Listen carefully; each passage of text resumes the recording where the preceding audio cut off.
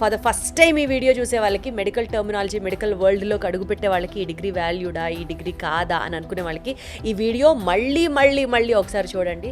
ఏ regulatory bodies ఏ డిగ్రీని licensing చేస్తాయో, valuation ఇస్తాయో, ఏ degree ఉంటే ప్రపంచవ్యాప్తంగా ఆ డిగ్రీకి వాల్యూ ఉంది అన్నది మీరు అన్నీ అర్థం చేసుకోండి.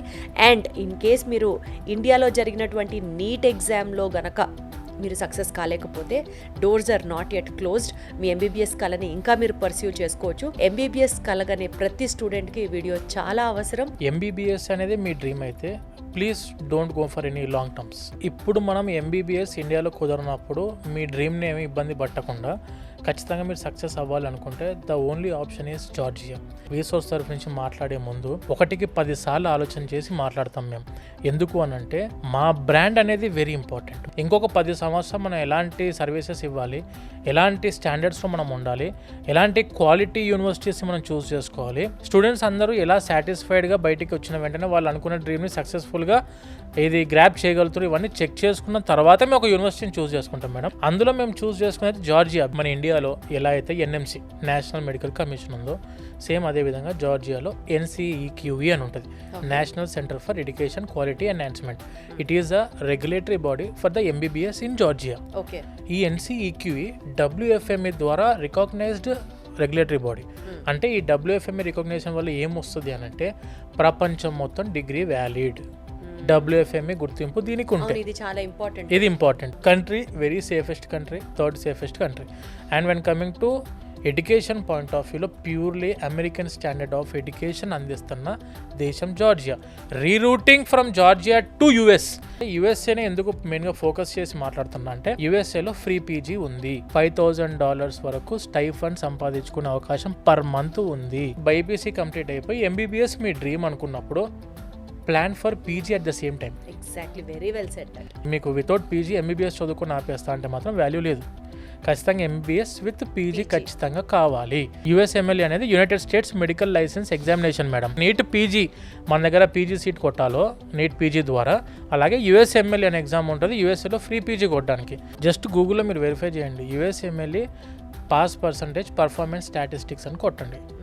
90% స్టెప్ 1 ఉంది, 85 to 90% స్టెప్ 2 ఉంది.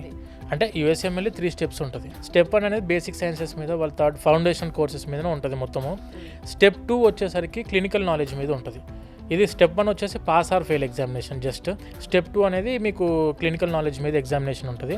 ఇవి 2 పాస్ అయిన student directly they can go for USA free PG. దాని మధ్యలో ఒక NRMP అనే ప్రోగ్రామ్, ఎలా అయితే మనకు ఇండియాలో కౌన్సిలింగ్కి వెళ్తాం కదా మనము, అలా అదే విధంగా NRMP ప్రోగ్రామ్కి వెళ్ళాల్సి ఉంటుంది. దాన్ని నేషనల్ రెసిడెన్సీ మ్యాచింగ్ ప్రోగ్రామ్ అంటారు. ఇప్పుడు సపోజ్ మీరు చెప్పినట్లే యూఎస్లోనే చేయాలనుకోండి పీజీ మేడం, అప్పుడు జార్జియాలో ఏ యూనివర్సిటీకి వెళ్ళాలి, ఎలా?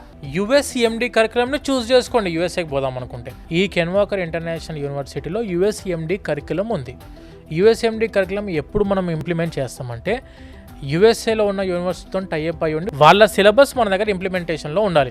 ఆ యూనివర్సిటీ పేరే Emory university which is in Atlanta, Georgia, USA.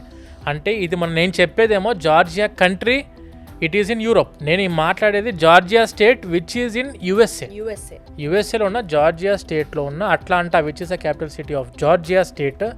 అట్లాంటాలో ఉన్న యూనివర్సిటీ పేరు ఎమోరీ యూనివర్సిటీ. ఈ ఎమోరీ యూనివర్సిటీయే ఇంప్లిమెంట్ చేసింది కెన్ వాకర్లో సిలబస్ని, USMD సిలబస్ని.